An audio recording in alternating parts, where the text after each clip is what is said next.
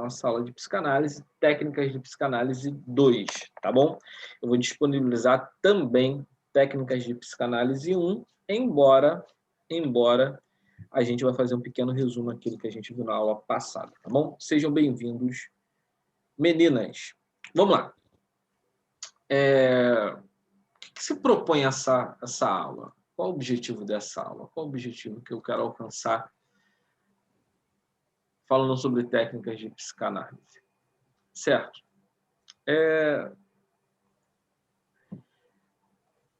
Fazendo luz à fala de Jung, né? É importante que, além de conhecer todas as técnicas psicanalíticas, que a gente possa, além das técnicas, saber tocar a alma humana. Isso é fundamental para o nosso trabalho como psicanalista, certo? Durante o tempo que vocês vão passar aqui com a gente, vocês vão aprender muitas técnicas. As técnicas freudianas, as técnicas junguianas, reichianas. Vocês vão aprender sobre os arquétipos, vão aprender sobre o inconsciente coletivo, vocês vão aprender sobre muita coisa. Porém, é muito importante que, além das técnicas, nós saibamos como fazer essa conexão de atravessar a persona, atravessar o personagem e fazer luz aquilo que está no processo inconsciente. Isso não se faz só com técnicas, se faz também sendo uma alma humana na frente de uma outra alma humana. Como assim, Eduardo? Você pode me explicar? Claro que eu posso te explicar. A interpretação dos sonhos é uma técnica freudiana que a gente está trabalhando aqui, a gente está fixando essa técnica aqui, e ela é muito importante para a nossa análise. Porém, se você não tiver sensibilidade humana, um sonho é só um sonho.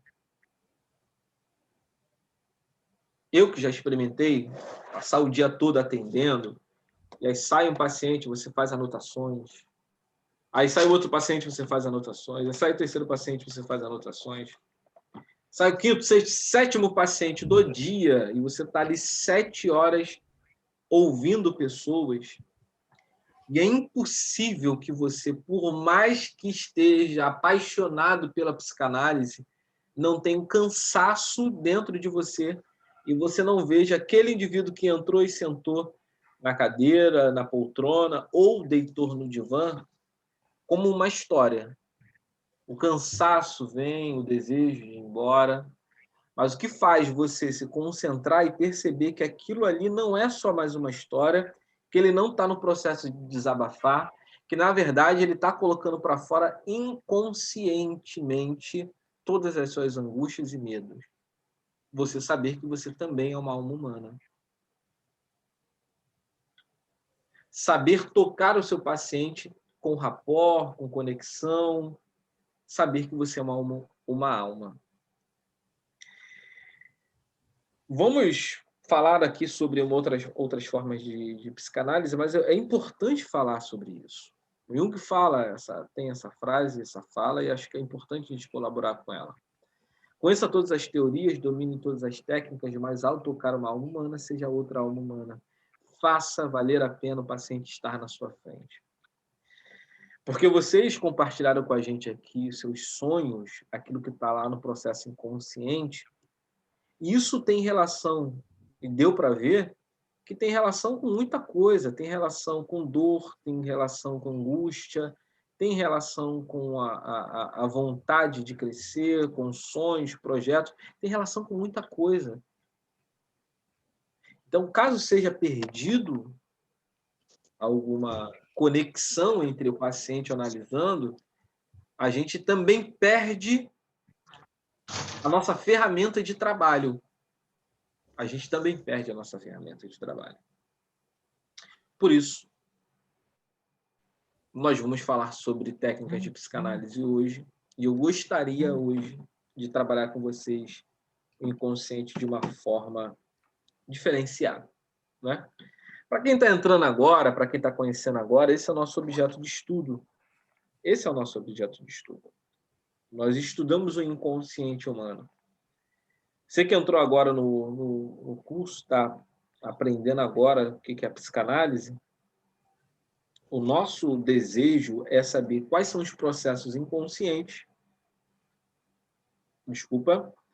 e torná-los conscientes. Quando a gente faz isso com o sonho, a gente vê o que está operando lá, o medo reprimido, o desejo reprimido, e a gente coloca para fora. Colocando para fora, eu entendo o que está acontecendo. E quem precisa fazer isso? Quem precisa saber o que está acontecendo e colocar para fora? Todo mundo. Todo mundo precisa entrar nesse caminho de se conhecer. Mas nós temos muitos artistas, você tem muitos escritores, empresários que precisam disso por causa do seu trabalho. E eu quero mostrar isso para vocês hoje, tá bom? Por definição, o inconsciente é aquilo que guarda todas as nossas experiências, né? Sem a gente ter consciência que elas estão lá, né? O inconsciente, ele coloca a gente em contato com aquilo que é mais profundo do nosso ser. Aquilo que mais mexe comigo e com você. Esse é o inconsciente. O inconsciente, alguns chamam de intuição. Ele fala assim, olha, eu tô pressentindo, eu acredito, eu imagino que o inconsciente que vai acontecer isso. E nada mais é do que o inconsciente falando. Certo? Deixa eu me colocar aqui embaixo para a gente conseguir pegar essa definição. Então, uns chamam de intuição.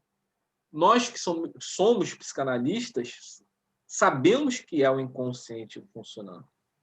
Como Freud disse, é um quarto escuro onde a gente coloca lá tudo. A gente vai colocando tudo. A gente vai colocando os nossos medos, as nossas vontades, nós vamos colocando aquilo que somos, mas guardamos, aquilo que não podemos compartilhar com o outro, está ali, está naquele compartimento. E o meu objetivo nessa aula, partindo dessa introdução, é que vocês possam ver o inconsciente em tudo. Vocês consigam enxergar o inconsciente em tudo.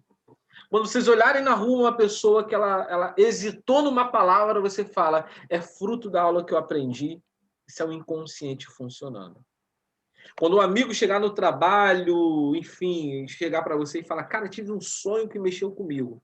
E você não vai ser o interpretador de sonhos, não. Pelo amor de Deus. Não seja o interpretador de sonhos. Né? Fala, olha, vem para mim que eu vou te dar uma consulta que eu vou descobrir o que está acontecendo com você. Nada disso. Mas você vai ser a pessoa que vai ver, quando o amigo falar do sonho, você vai falar, é o inconsciente dele funcionando.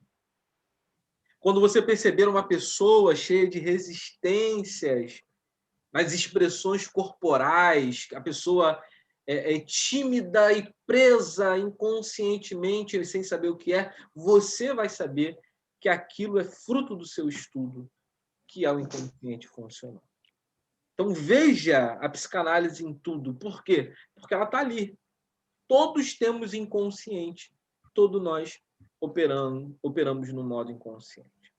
E para que a gente possa ver isso de uma forma bem bacana, tem uma entrevista do Celto Mello, eu compartilho muito conteúdo dele com vocês. Por quê? Porque ele dirigiu por 3 temporadas a Sessão de Terapia, que é uma série que eu recomendo muito para vocês estarem vendo. Quem puder, veja. As 2 primeiras temporadas não é com ele, é com um outro personagem, e a última temporada é ele como analista, que nada mais é que uma série que fala sobre um psicanalista e os dramas dele com os seus pacientes. Né? E aqui nessa entrevista eu consigo falar com vocês sobre o processo dele em análise, que ele faz análise como psicanalista, e como isso ajudou no seu processo inconsciente. A gente consegue afirmar e concretizar e entender melhor como que é esse processo inconsciente. Tá bom? Deixa eu passar aqui para vocês. Depois a gente comenta um pouco sobre essa entrevista, que eu acho que é super importante. Eu já passei parte dela, penso eu, no grupo para vocês, mas gostaria de compartilhar nessa aula, que vai ser super agregador.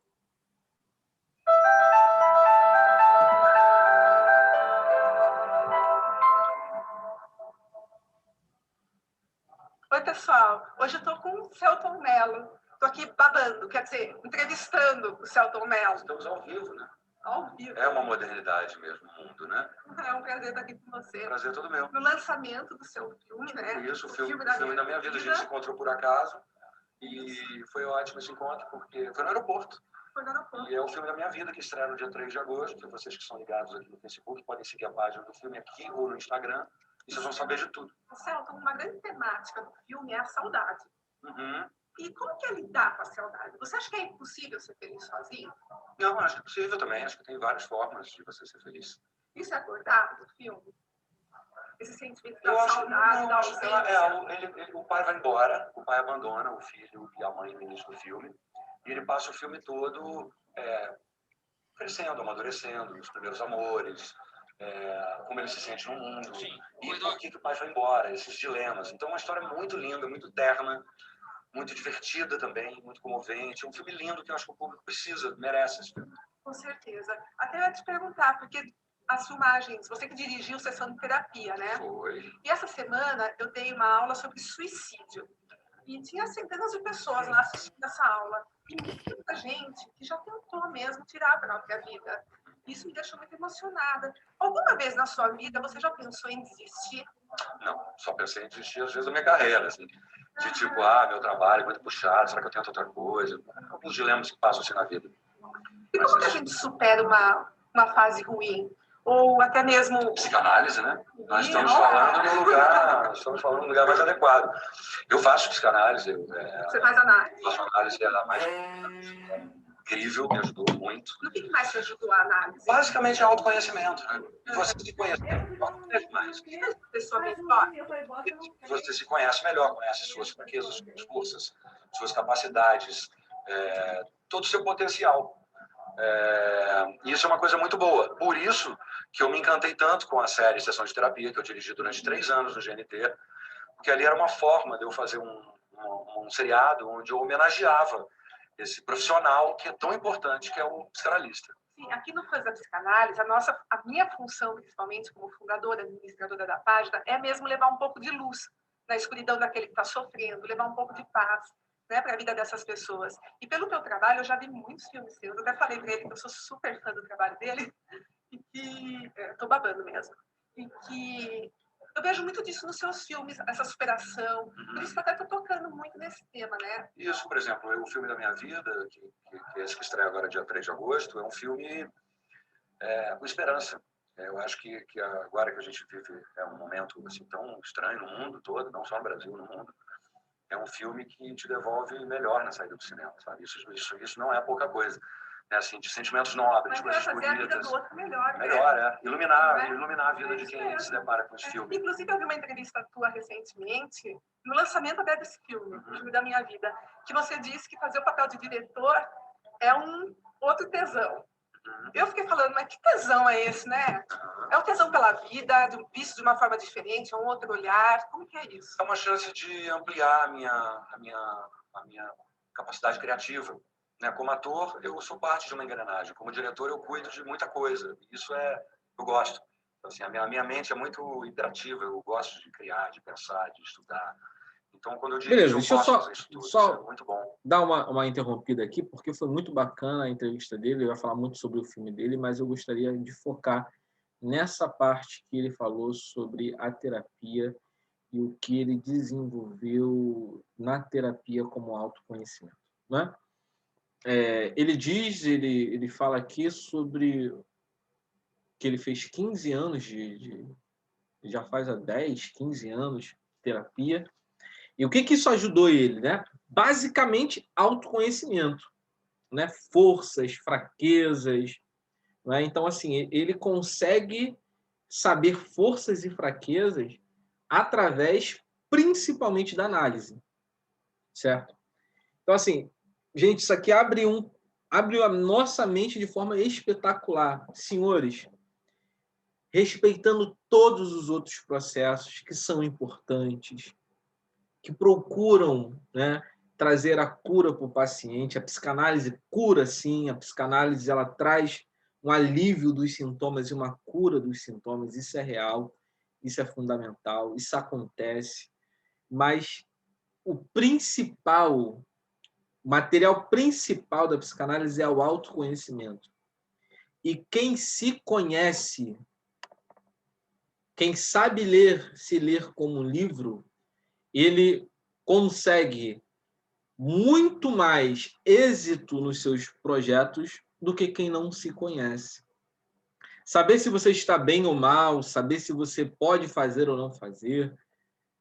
Esse processo de autoconhecimento que Freud falou, conhece-te a ti mesmo, junto, parafraseando outras pessoas e outros teóricos que falaram sobre isso, é importante para eu e você saber o que vamos prometer ao nosso paciente.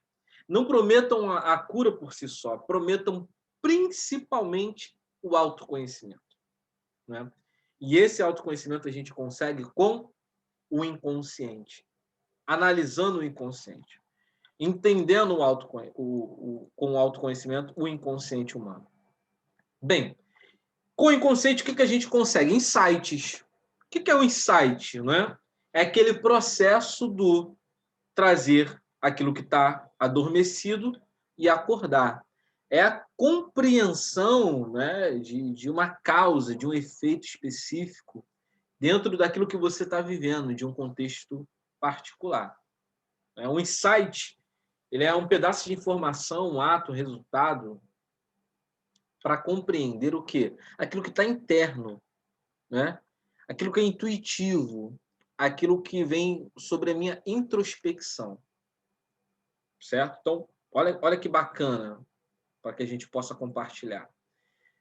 O processo de autoconhecimento, eu me conhecer, o saber quem eu sou, eu olhar no espelho e ver quem é o verdadeiro Eduardo, vai demonstrar para eu e para quem se relaciona comigo quais são os meus buracos existenciais, quais são os limites que eu devo percorrer, que eu não devo me cobrar tanto, como tem pessoas que se cobram exaustivamente e se sentem cansados, colocam situações inalcançáveis, projetos inalcançáveis, exigem de si até o esgotamento. Faço até fala do livro do sul-coreano, né? Espetacular, um livro espetacular de leitura rápida, por volta de 140, 150 páginas. Leiam, né? Sociedade do Cansaço. Sociedade do Cansaço diz exatamente sobre isso, sobre como que a relação do ser humano hoje, contemporâneo, está em detrimento a tantos discursos de sucesso e a busca desse indivíduo que ele tem de trabalhar até o esgotamento e não entender a sua individualidade, entender o que ele precisa realmente. Na busca desenfreada pelo sucesso, o indivíduo ele padece e adoece. E ele tem um burnout, ele tem um esgotamento. Ele tem um esgotamento das energias do seu ser. Então, esse é um texto que eu gostaria de compartilhar com vocês e que, se puder, quem puder fazer uso, vai ser muito bacana para que vocês possam estar aprendendo. Sociedade do Cansaço é um livro espetacular. Bem, mas dentro desse contexto, para eu entender que eu estou esgotado, eu tenho que ter um insight, eu tenho que saber, eu tenho que ver, eu tenho que saber o que está acontecendo no meu inconsciente, certo? Deixa eu andar aqui, porque a gente conversou bastante e aí o tempo ele não nos ajudou. Não consegui? Só um minutinho que eu vou...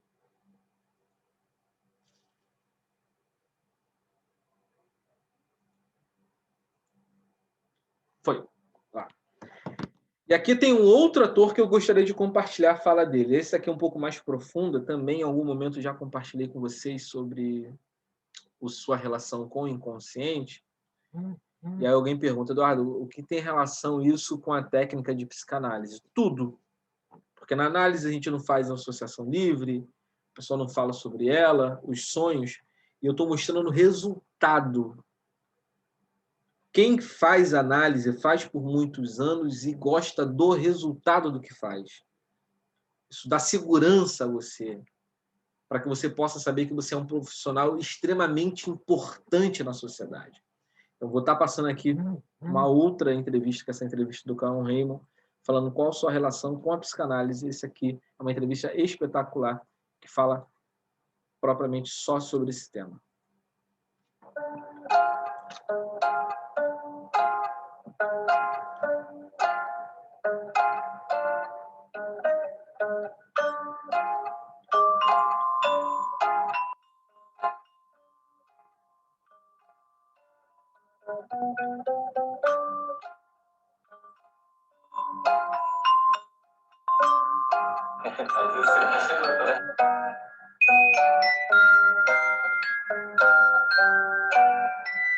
Então, Paulo, como você trabalha na sua arte a violência? Olha, é boa essa pergunta. Eu fui um adolescente nerd, assim, até a adolescência fui bem nerd, assim, ficava em casa, não praticava muito esporte. E é muito engraçado porque eu sofri muito bullying quando era novo. E eu me lembro que quando eu comecei a praticar jiu-jitsu, é muito comum quando adolescente, com 15, 14 anos, 16 anos, começa a ter autoestima, construir, tá namorando. E eu me lembro que eu era um cara que fazia bullying nos colegas, né? Principalmente no ônibus de volta para casa, eu estudava em outra cidade. Mas eu me lembro que imediatamente, quando eu percebia no olhar do meu colega que ele estava sofrendo algo que eu já tinha sofrido, eu, como era o líder naquele momento, eu era o primeiro a parar, porque eu sabia exatamente o que estava acontecendo. E eu acho que foi a minha primeira vez que eu lidei com a violência. Depois eu lidei com a violência como lutador, que de certa forma era a minha profissão naquele momento, era uma forma de canalizar isso. E como ator, eu acho que eu consegui entender uma coisa muito legal, porque no começo da profissão você se mistura muito com os personagens, né? É muito comum assim você sair perturbado. Eu acho que até um traço de narcisismo e de se mostrar ali da sua vaidade, de mostrar o quanto você está envolvido com todo o processo. E com o tempo você vai querendo se desvincular disso. É claro que tem coisas que são inerentes que você não tem não tem muito o que fazer, que são limites mesmo do trabalho, mas tem coisas que não, que você consegue se libertar mesmo e vai amadurecendo, e isso vai cada vez se transformando no lugar onde você canaliza. E você acha que a psicanálise, nesse ponto, tem um papel específico na sua vida? Eu acho que a psicanálise tem um papel na minha vida fundamental. Eu sou filho de psicanalistas, de uma psicanalista e de um terapeuta haitiano. Eu faço psicanálise lacaniana hoje em dia. Eu acho que, em primeiro lugar, eu comecei fazendo terapia, faço psicanálise hoje. Sou praticamente um veterano desde os 14, eu tenho 34, então eu tenho 20 anos de consultório. E eu acho que, sem diminuir também os outros processos que eu tive, mas eu me identifiquei muito com a psicanálise, me ajudou muito primeiro, a entender a diferença entre o que é meu e o que é do meu personagem, de entender aonde eu tenho que começar a pesquisar, porque se eu não sei o que é aquilo e isso não faz parte do meu conhecimento, dos meus sentimentos, eu tenho que usar minha sensibilidade, meu desejo de aprender e de entender o outro. Eu acho que a psicanálise me ajudou muito nisso. E acho que tem uma coisa muito interessante, o processo do ator e do artista, na minha opinião, ele vem, às vezes, de um lugar muito da insegurança, de coisas que você constrói junto com onde você coloca tudo isso, como você transporta esses sentimentos. A psicanálise, ela me ajudou muito a entender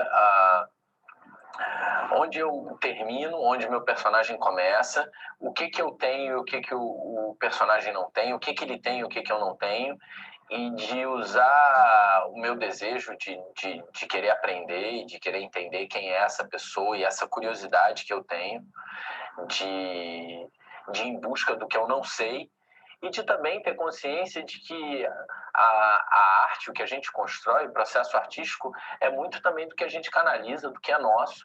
É praticamente impossível não ter a sua digital ali. Isso também acalma muito o ator, eu acho. Então, eu acho que a psicanálise teve um papel fundamental e eu sou muito grato a ela.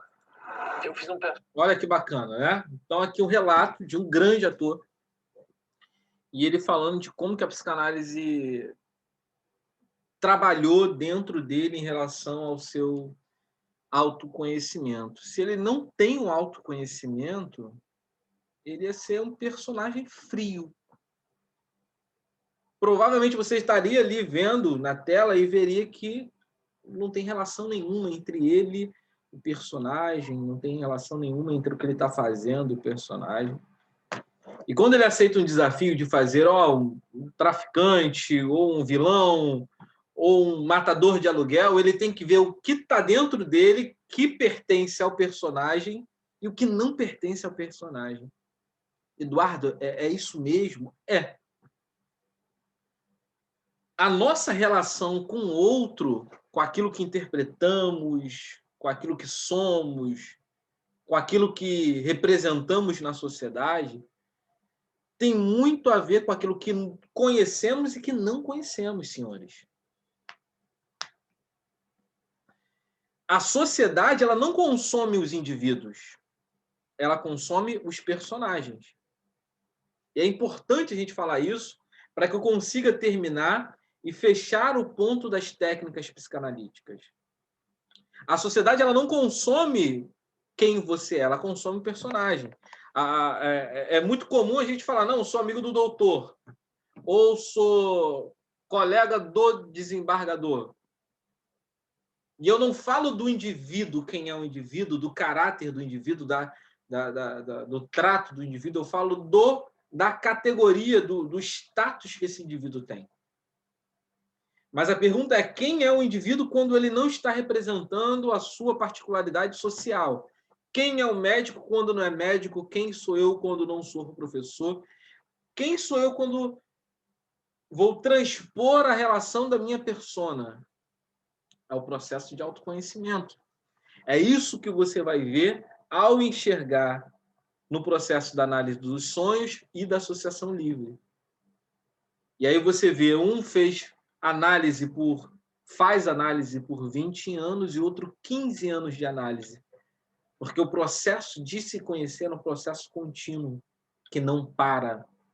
Então, vocês vão experimentar isso no formato da ação terapêutica de vocês. Bem, análise dos sonhos a gente viu na aula passada, é isso que você viu hoje. O estado, o sensor consciente, ele está menos vigilante à noite, quando você está dormindo, o que resulta um sonho. Sonho que é uma narrativa de começo, meio e fim, e nessa narrativa você vê aquilo que você reprimiu, aquilo que você deixou, aquilo que você não falou, aquilo que a sociedade ela recriminou. É isso que o sonho está transmitindo, com cenas, com coisas exóticas, sem contexto exato. Aquilo não faz muito sentido no começo, mas para você, analisando o seu inconsciente, faz tudo sentido. Não é? Esse foi um vídeo que a gente passou, que é uma narrativa de um mestre em psicanálise, falando sobre como que é a relação da psicanálise e Freud, mas eu não vou passar agora por causa que a gente tem pouco tempo para abordar. Então, vai estar lá no grupo para vocês, tá bom? O ato falha, a gente disse que é um equívoco na fala, quando uma pessoa quer falar no nome de uma pessoa ou fala o nome de outra, ou quando uma pessoa quer dar uma informação, mas a informação que sai pela fala é uma informação contrária. E a gente deu o exemplo de políticos. A gente deu 2 políticos, eu selecionei um para que vocês possam ver o ato falho em ação. Esse modelo que aí estou, que aí está, fracassou. Esse modelo que aí estou, que aí está, fracassou. Fracassou. Certo? Então, ele gostaria de criticar o seu oponente, mas acabou, por si só, falando que o modelo que ele está inserido fracassou, né? Então, a gente consegue ver isso acontecer. Bem, eu quero falar com vocês agora sobre um outro... Esses os dois foram que a gente analisou. A gente analisou a análise dos sonhos, principalmente. A gente analisou também o ato falho. Mas hoje eu gostaria de falar com vocês sobre parapraxias e xistes. Isso aí é bem bacana. No livro você vai encontrar isso nas obras completas de Freud, que ele escreve lá em 1905, onde ele dedicou um livro completo para falar sobre uma técnica psicanalítica, que é a técnica que nós vamos estudar hoje, que é a menos abordada por alguns psicanalistas. Porque não é uma técnica que a gente vê e enxerga enquanto está na clínica só. A gente enxerga também enquanto está em sociedade. Não é? Xistes são fenômenos que obedecem ao mecânico psíquico. Ele tem um processo psíquico. E ele é uma expressão, um desejo, uma vontade reprimida no inconsciente, que ela vai ser descoberta através de associação livre ou através do cômico, do engraçado, daquilo que a gente imagina que não tem nada a ver, mas tem a ver. Freud ele tem uma frase e ela é basicamente dentro dessa linha.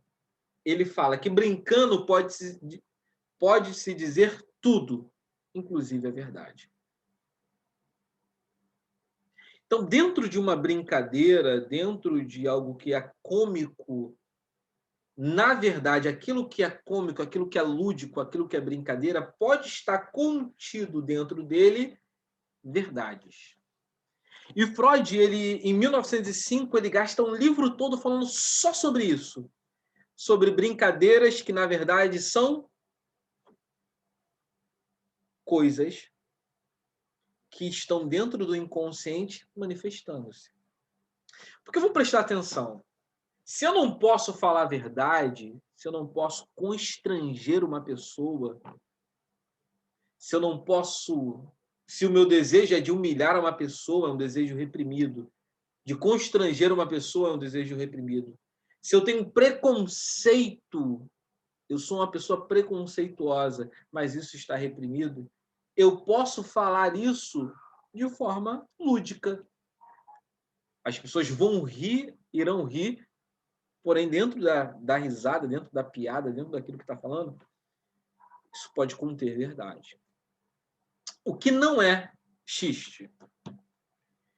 O que não é aquilo que realmente tem graça. Não é porque o outro está passando por uma situação cômica que eu não posso rir. Por exemplo, uma pessoa cai na rua e você riu. Nossa, está mostrando o quanto você é ruim por dentro? Não.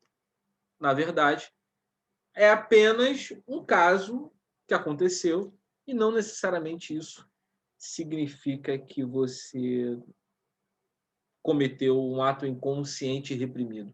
Não tem nada a ver. Porém, e isso, Elizabeth falou, na brincadeira encontra-se muita verdade. E é uma verdade. Porém, existe muito preconceito velado de piada. Existe muito inconsciente sendo falado dentro daquilo que é cômico e lúdico. Para que a gente não possa perder a nossa persona, a gente alivia nesse fator. E eu trouxe um vídeo para você que é exatamente isso, e a gente vai debater isso. Por que eu trago vídeos depois de... Eu teorizo eu apresento para vocês o conceito, mas depois eu gosto de passar um vídeo para que vocês possam ver isso na verdade, no fato, como que é, no dia a dia. Eu não acredito num conteúdo que eu não consiga ver, que eu não consiga enxergar. Eu não acredito num conteúdo que não tenha relação com a minha realidade. Então, eu trouxe um vídeo para vocês que é exatamente isso, que é político, um vídeo político, onde um político, ele dentro de uma brincadeira, ele fala que ele não conseguiu roubar, que ele ficou constrangido de roubar, porque ele tinha um funcionário dele que era muito, muito honesto. Vê se não tem um fundo de verdade dentro dessa brincadeira. E a gente conversa depois sobre isso. No vídeo gravado durante a convenção do PSB em Santo Antônio de Lisboa, o ex-prefeito e agora candidato Assis Cipriano fala sobre um homem que havia sido seu assessor. Antônio Pinto foi um dos homens mais honestos que eu vi na minha vida. E botei ele para trabalhar comigo lá, muito bom, mas depois nem roubar não podia, porque tinha vergonha dele. Tinha. Eu era obrigado a ser também. Ao ser avisado que estava sendo gravado, ele tentou mudar o discurso e disse que se tivesse roubado, merecia ser severamente punido. Como é? Caiu na mão. Assis Cipriano foi preso em 2009 por posse ilegal de armas. Em 2020, virou réu na Justiça Federal por não prestar contas de recursos federais da educação. Apesar da polêmica, o PSP, aqui no Piauí, ainda não se manifestou sobre o assunto. Na semana passada, o ex-prefeito de Cocal, José Maria Monção, do PTB, disse em uma convenção partidária que, quando era prefeito da cidade, não roubava tanto quanto o gestor atual. Ele acabou expulso do PTB. Eu fui prefeito 3 vezes, eu sei o sofrimento, mas também não roubei o tanto que esse aí roubou, não, tá entendendo? Esse é descarado, esse tá afundando o Cocal. Senhores, olha o conteúdo que a gente está abordando. Deixa eu voltar aqui para vocês. Os dois discursos que observamos aqui agora, os dois falam como se fosse uma brincadeira, mas dentro dessa brincadeira tem ou não tem um fundo de verdade? O que os senhores acham? Tem ou não tem um fundo de verdade? Não só porque a gente tem uma visão de como que é a política do Brasil, não é isso. A questão é que a gente vê que personagens usam a brincadeira para falar o que, na verdade, está dentro do seu processo inconsciente.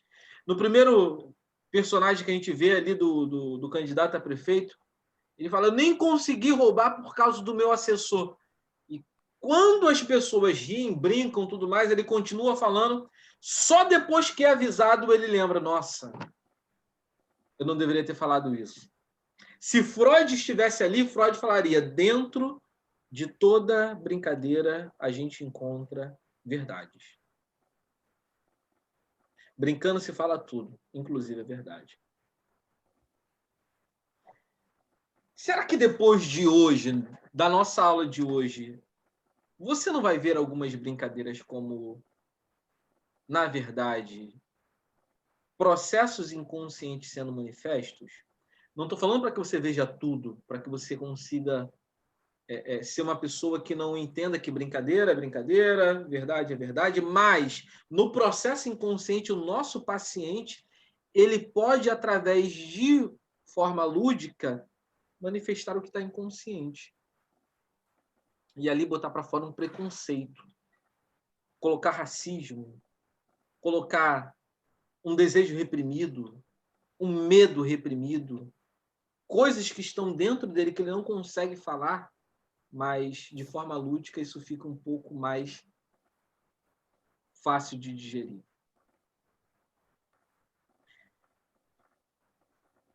Freud, quando ele fala sobre isso, Freud faz uma crítica. Se você ler o texto de 1905 de Freud e quando ele fala sobre X, ele faz uma crítica. Ele faz uma crítica muito pertinente que Jung depois ele faz lá sobre arquétipos e personas. Eu faço um paralelo com esse texto, que é um crítico da nossa sociedade, uma crítica da nossa sociedade. A crítica que Freud faz é que nós amamos as convenções, estou trazendo para a nossa linguagem. Amamos as convenções sociais, mas somos incapazes de conseguir entender os detalhes que passam nessas convenções que demonstram quem realmente somos. Porque para quem participa de uma convenção dessa, do que você viu agora nos vídeos, e você consiga falar, não, é só uma brincadeira, dentro do contexto que nós vivemos, é uma negação muito profunda. É querer acreditar realmente que o indivíduo não é o que ele é. E quantas pessoas virão para o nosso consultório acreditando que pessoas não são o que são? É uma brincadeira. Não é uma brincadeira. É verdade sendo dita em forma de brincadeira. Esse texto de 1905 ele faz uma crítica social que é pertinente nos nossos dias. Jung ele faz esse aprofundamento que ele diz isso de uma forma muito bacana quando ele fala sobre arquétipos e fala sobre arquétipos, persona, energia. Ele tem uma fala muito bacana. Ele fala que o processo de ouvir, que a gente precisa se ouvir falando algumas coisas para que a gente possa entender e sentir aquilo que falamos. Porque às vezes nós não entendemos. Então, para quem já passou por alguns momentos de constrangimento, xistes e esses processos inconscientes, é importante, brincadeiras com fundo de verdades ou brincadeiras que não tem, que não é lúdica, que não tem graça, mas que, na verdade, estão recheadas de preconceitos e conteúdos inconscientes, é importante que você saiba, é importante que você amadureça agora esse pensamento dentro de você, de que você está conseguindo ver quem realmente a pessoa é. Eduardo, como que funciona isso com o seu paciente? Como que funciona isso dentro do consultório? E aí eu começo a terminar aqui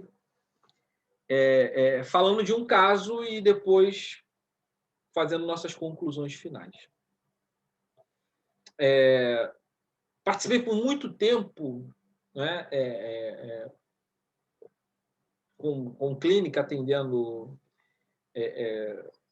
de forma muito severa. Hoje, o meu atendimento é um atendimento um pouco mais seleto, né, até por conta das diversos compromissos que a gente tem.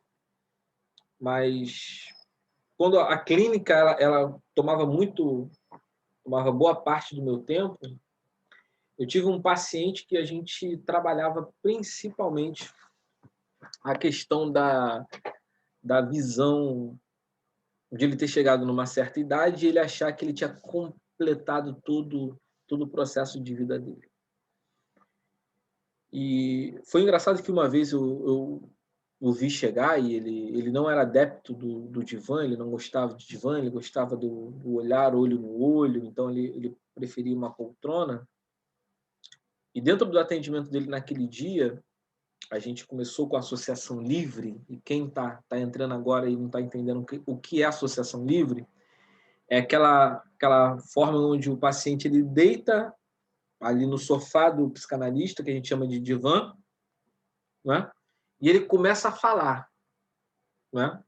Essa associação livre pode ser no sofá do divã ou pode ser sentada numa poltrona na frente do analista. Então ele escolhia essa segunda opção de estar na frente do analista. Ele começou a falar e dentro da fala dele teve uma brincadeira que eu percebi que tinha um processo inconsciente acontecendo. E ele falou, para que serve o ser humano? Brincando, né? Tem uma piada que eu vi, a gente fala que eu acredito que é verdade. Para que serve o ser humano? A gente nasce, paga boleto, engorda, se estressa com a mulher que tem e depois morre. E aí eu fiz uma pergunta para ele que, assim, a gente teve muito conteúdo analítico depois para conversar sobre isso. Eu perguntei para ele de que se a dor dele de viver, e aí a gente conseguiu entender esse pano de fundo, se a dor dele de viver estava porque ele não conseguiu ver sentido entre a rotina dele e o que ele estava fazendo. Se ele achava que a vida dele era um eterno pagar de contas. E aí ele teve uma interrupção. Ele demorou uns 5 segundos para falar o que ele precisava falar. E ali eu vi que naquela interrupção a gente tinha um ato falho. Ato falho não é só quando a pessoa não fala uma coisa, mas é quando ela também tem uma breve interrupção daquilo que ela precisa falar. E eu percebi que, primeiro, ele estava angustiado e ele não conseguia colocar para fora, mas dentro daquela brincadeira, que é uma brincadeira que você ouve aí na sociedade, que é uma brincadeira corriqueira, dentro da clínica, dentro daquele contexto, daquele acompanhamento que eu fazia daquele paciente, fazia todo sentido entender que aquela brincadeira era um desabafo inconsciente, uma coisa que ele precisava colocar para fora. Essa sensibilidade a gente precisa ter, porque tem gente que passa a vida toda brincando e ele só vai perceber do que faz realmente sentido na vida dele, daquilo que ele precisa saber na hora da morte, na hora que as coisas estão acabando. E aí é o problema. Porque quando a pessoa ela está no fim da vida, seja lá por que motivo for, ela precisa de alguns significados. E aí tudo aquilo que está inconsciente, tudo aquilo que está entulhado, e eu começo a terminar aqui, ele vem para fora. E a cobrança é muito severa. Maior do que a dor física é a dor de não ter respeitado aquilo que estava dentro de você. Maior do que a dor de descobrir que você tem pouco tempo de vida é a dor de que você negligenciou por toda uma vida aquilo que faz sentido para você. E é nesse ponto que eu quero terminar a nossa conversa. Porque uma vida toda de negligência daquilo que é inconsciente, daquilo que o autoconhecimento me propõe, daquilo que talvez de uma vez por semana no divã eu conseguiria falar, de me expor a técnicas de psicanálise, como saber o que é brincadeira para mim, o que não é, o que é associação livre, o que não é, saber o que o que o meu sonho está me falando, porque uma hora ou outra isso vai te incomodar, isso vai te chacoalhar. Ou você vai ficar sem dormir, ou você vai se sentir angustiado.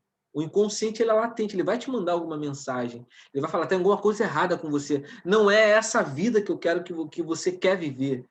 Não é essa vida que você tem que viver, não é essa vida que você precisa existir. Não é isso que você é, certo?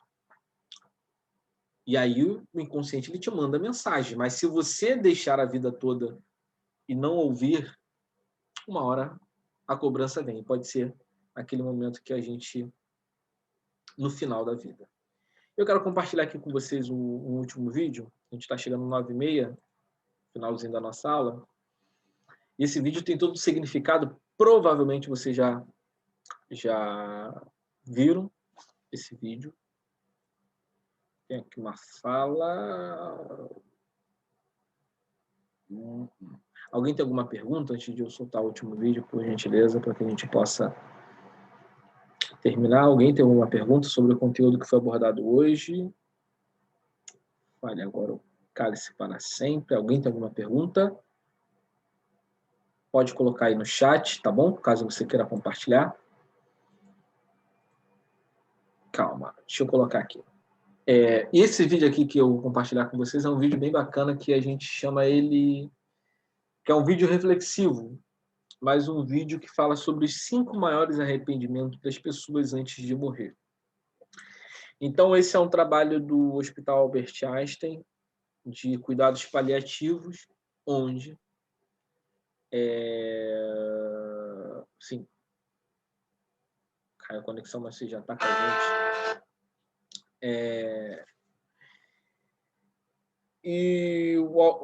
Dentro do Albert Einstein tem uma responsável que ela trata só com pacientes em estado terminal.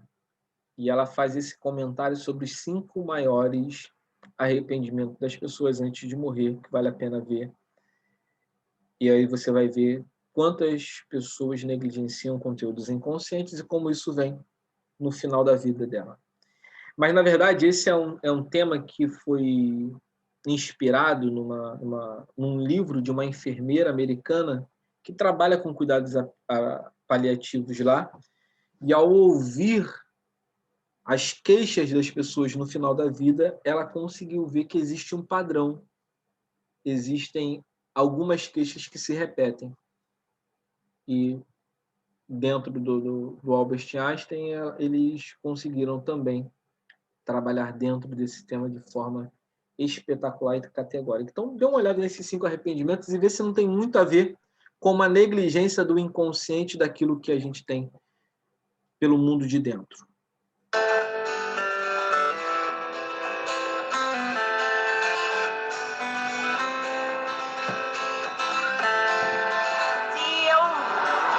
Soubesse que eu ia morrer sem ajudar alguém que eu podia ter ajudado, eu acho que eu vou morrer bem arrependida.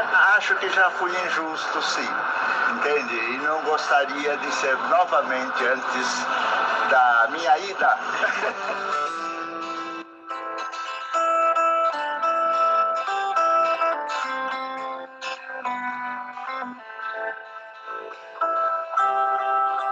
Não ter viajado bastante. E de não ter feito tudo que podia para minha filha. As pessoas geralmente fazem pelos outros coisas que elas acreditam que é importante para o outro, mas a maior parte das vezes o outro não te pediu isso. E aí querem um acerto de contas no final. Isso é tão sério que pode criar uma espécie de mágoa. Quando você deixa de fazer alguma coisa que é importante para você, para poder fazer algo que é importante para uma outra pessoa, esse tempo não volta.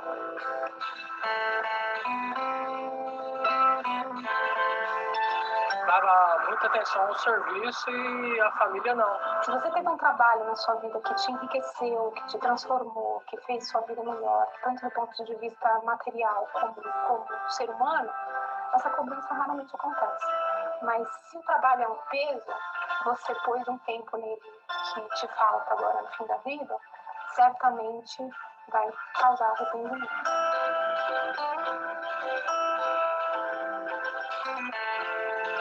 O maior arrependimento é de não falar as coisas que não tem que falar. Que passa e aí você não fala. Com familiares, a gente costuma, às vezes, analisar ou criticar, ser injusto. Eu gostaria de não ser. Essa é uma das coisas mais bonitas que acontecem no fim da vida. A gente perde a nossa capacidade de fingir. Nessa hora bate aquela coisa, puxa, se eu tivesse o jeito que eu amava. Por mais terrível que seja a pessoa, no fim da vida, ela começa a manifestar o que ela tem de bom por dentro. E esse bom por dentro é demonstrar afeto.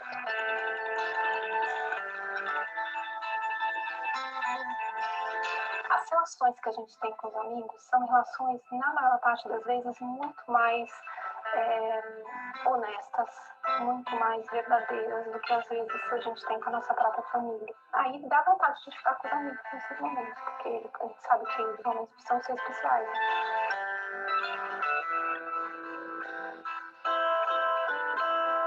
Tento fazer as coisas para não me arrepender. Na verdade, o meu objetivo de vida é esse. Esse arrependimento, ele é, na verdade, um resumo de todos os outros. Se tivesse seguido a intuição, seguido o coração, você talvez não tivesse ido para esse caminho.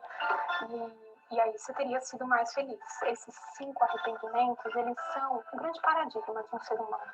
Essas escolhas que ele vai fazendo durante a vida, que em algum momento ele vai ter que parar e olhar para trás e ver se valeu a pena. Para o momento de hoje, se a gente não está doente, e de repente tem uma vontade louca de ler essa entrevista ou ouvir esse papo, termina isso e faz o melhor que você puder. E é esse o ponto que a gente começa a terminar a nossa aula, né? São arrependimentos comuns a todos os indivíduos, independente de classe social. Eu gostaria de ter feito mais por mim, menos pelos outros, porque em algum momento, quando eu precisei, o outro ele não estava do meu lado. E aí eu senti a dor da ingratidão. É muito comum. Eu gostaria de ter trabalhado menos, gostaria de ter curtido mais com a minha família. Eu gostaria de ter sido mais feliz, gostaria de ter estado mais com os meus amigos. São processos que foram falados aqui. Se eu tivesse seguido a minha intuição, né, ou, enfim, se eu tivesse seguido aquilo que o meu inconsciente está falando, eu não passaria por esse processo. Por isso que é importante que a gente, dentro desse curso de formação de psicanálise, entenda a importância do autoconhecimento para a vida de um ser humano e da importância dessas técnicas de psicanálise que nós estamos apresentando. Não é só um sonho, é a vida tentando pular para fora do inconsciente desse ser humano que está no seu divã. Não é apenas uma fala desgovernada, é um ser humano que está querendo viver, que está querendo pular para fora. E é importante que a gente compreenda isso. No final, né, terminando, eu falo que esse processo de autoconhecimento é um processo que é do nosso paciente, que é do nosso clinicando, mas é de você, psicanalista. Você não pode se abster disso, né? Olhar o que está passando com você e entender até que ponto você pode exigir de você mesmo ou não exigir é super importante para que você não fale sobre saúde emocional, mas que você não tenha para oferecer. O seu trabalho seja comprometido por falta disso, tá bom? Então, é nessa pontuação que eu quero terminar a nossa aula de hoje, agradecendo a participação de vocês até esse momento, tá bom? Foi muito bom estar com vocês. Falar de técnicas psicanalíticas. Antes de terminar, quero perguntar se alguém tem alguma dúvida para que a gente possa tirar. Agora é o momento, é a hora, para que a gente possa finalizar este conteúdo, tá bom? Alguém tem alguma dúvida? Vou dar aqui um minutinho para que vocês possam estar se organizando. Alguém tem alguma dúvida? Eduardo, essa frase de Sócrates, ela tem alguma coisa a ver com psicanálise.